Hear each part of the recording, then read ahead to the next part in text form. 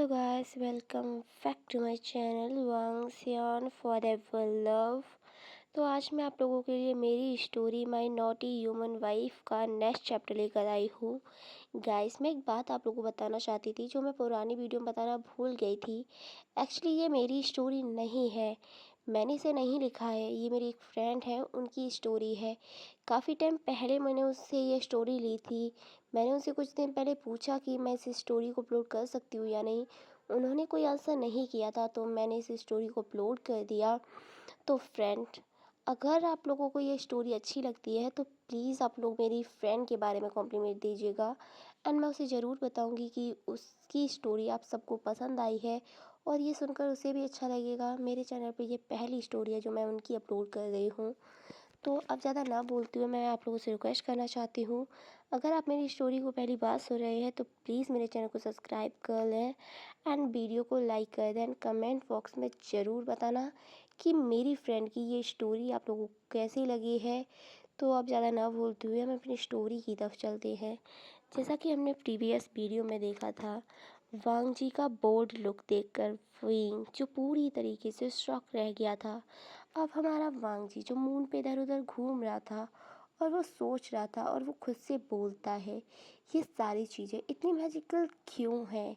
तभी पीछे से विंग जो बोलता है, क्योंकि ये हमारी दुनिया है। मून मून पे अब हमने कब्जा कर लिया है और बहुत जल्द हम तुम्हारे अर्थ पे भी कब्जा कर लेंगे। ये सुनकर वांग जी जो स्माइल करता है बोलता है, तुम्हारे सपनों में ऐसा होने वाला है मिस्टर बुजुर्ग हैंडसम।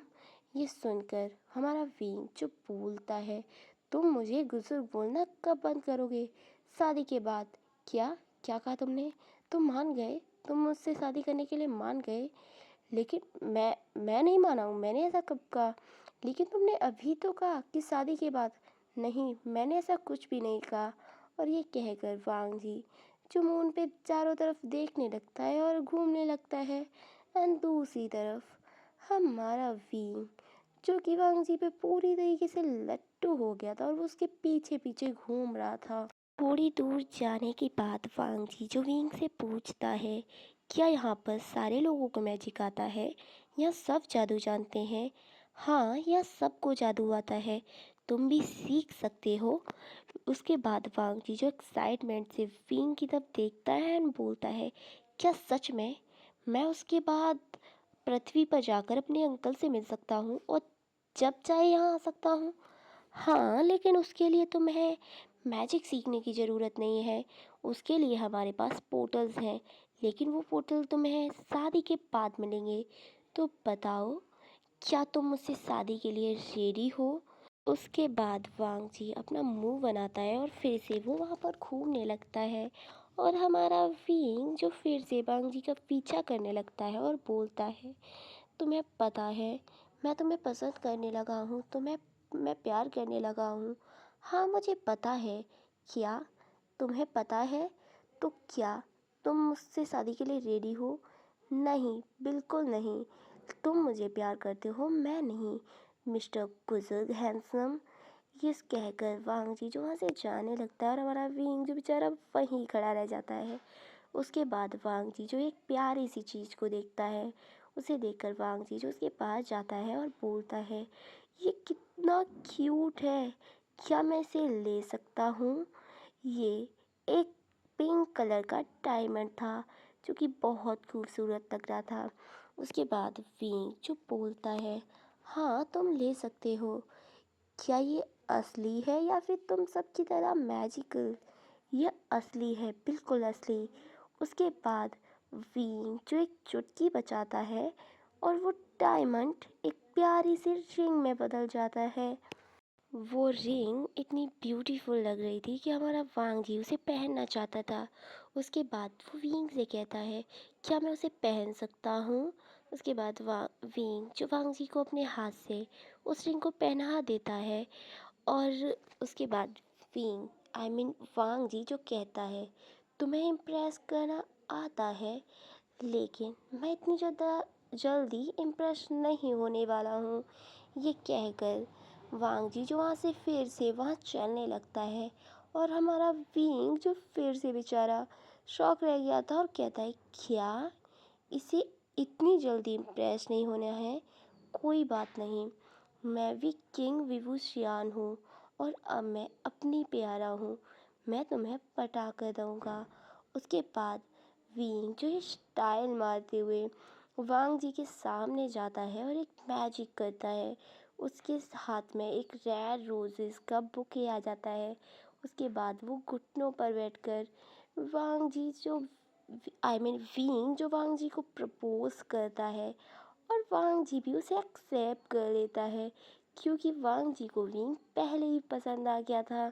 उसके बाद वांग जी जो कहता है, ठीक है मैं तुमसे शादी करूँगा, लेकिन एक शर्त है। तुम्हारी जो भी शर्त है मैं मानने को तैयार हूँ, चलो मुझे बताओ जल्दी जल्दी। ठीक है, तो मेरी शर्त है कि तुम मेरे अंकल और गग्गा को भी यहाँ लेकर आओगे, और हाँ, मेरे गग्गा को ज़रूर लेकर आना। ये सुनकर वांग जी विंग जो कहता है, ठीक है मैं उन्हें लेकर आऊँगा अगर वो यहाँ आना चाहते हैं। मैं आखिरकार उन्हें कैसे छोड़ सकता हूँ, मेरे ससुराल वाले हैं। तो मैं अभी गया और अभी आया। उसके बाद विंग जो वहाँ से जाने लगता है और वांग जी जो पीछे से कहता है, मेरे गग्गा को ज़रूर लाना, अगर मेरे गग्गा को तुम भूल गए तो शादी कैंसिल। और हमारा विंग जो वहाँ से जाता है और थोड़ी ही देर में वहाँ पर लैंसी चैन और वांग जी के अंकल जो वहाँ आ चुके थे, और लैंसी चैन को देखकर हमारा जियांग चैंग वो तो लट्टू ही हो गया। गाइस, जियांग चैंग एक ओमेगा है और लैंसी चैन एक अल्फ़ा, और लैंसी चैन एक ह्यूमन है और जियांग चैंग एक स्पेक्सिस। तो वो दोनों तो मतलब एक दूसरे को पसंद करने लगे थे।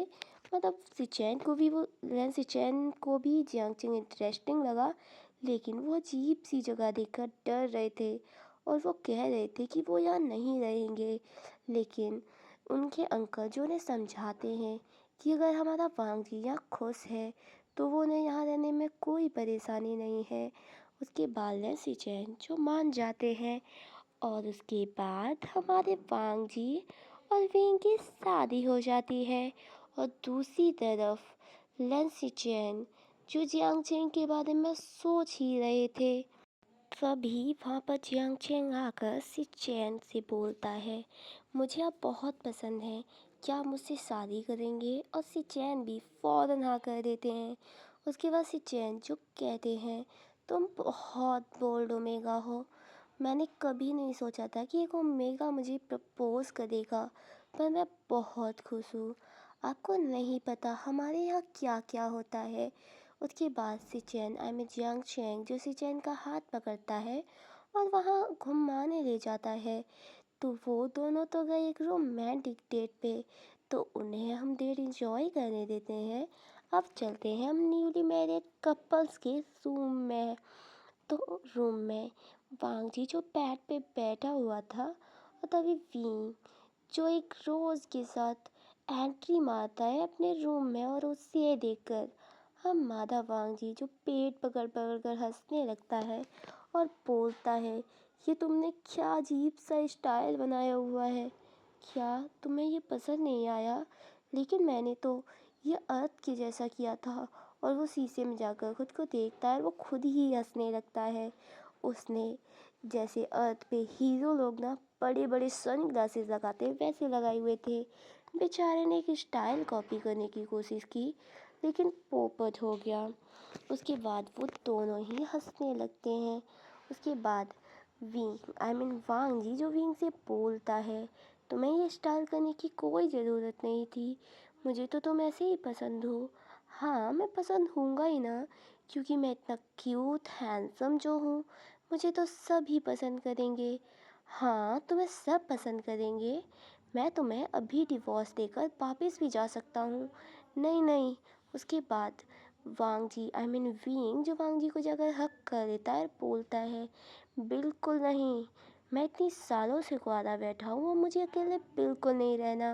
उसके बाद हमारा वांग जी विंग जो वांग जी को टाइटली हक कर लेता है और धीरे धीरे उसकी नेक पे किस करने लगता है, और धीरे धीरे क्लोथ रिमूव होना शुरू हो जाते हैं। और धीरे धीरे हमारा वांगजी जो विंग के और ज़्यादा क्लोज आता है। उसके बाद विंग जो वांगजी को अपने ऊपर बिठाता है और वो दोनों जो लव मेकिंग करने लगते हैं। लेकिन हमारे वांगजी को बहुत दर्द हो रहा था और वो दर्द में काफ़ी ज़्यादा आवाज़ें निकालने लगता है। उसके बाद हमारा विंग जो वांगजी को एक मैजिकल जड़ी बूटी खिला देता है। उसके थोड़ी ही देर बाद हमारे वांगजी को दर्द बिल्कुल फील नहीं हो रहा था। अब उसे दर्द की जगह प्लेजर फील हो रहा था, तो वो भी इंजॉय करने लगता है। और हमारा विंग जो अपनी एक्टिविटीज़ को बहुत फास्ट कर देता है। और अब क्योंकि हमारे वांगजी को दर्द नहीं हो रहा था, तो वो भी बहुत इंजॉय कर रहा था। और वो दोनों जो अपनी मैरिज नाइट को स्पेंड करने लगते हैं, उन दोनों को यूं ही पूरे 4 दिन निकल जाते हैं। 4 दिन बाद हमारा वांगजी विंग जो उठता है, वो जाकर शावर लेता है और वो बाहर आकर देखता है, तो एक बड़ी सी स्माइल करता है हमारे वांगजी को देखकर। क्योंकि हमारा वांगजी बहुत क्यूट लग रहा था, तो हमारा विंग जो खुद को बिल्कुल नहीं रोक पाता और उसका लिटिल लायन जो फिर से टिगड़ हो गया था। और उसके बाद वांगजी के ऊपर जाता है और उसे किस करने लगता है। क्योंकि वो दोनों ही नेकेड थे, तो उन दोनों का तो ये होना ही था।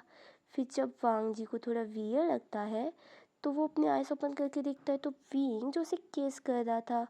उसके बाद वो विंग को रोकने की कोशिश करता है, लेकिन विंग कहाँ ही रुकने वाला था।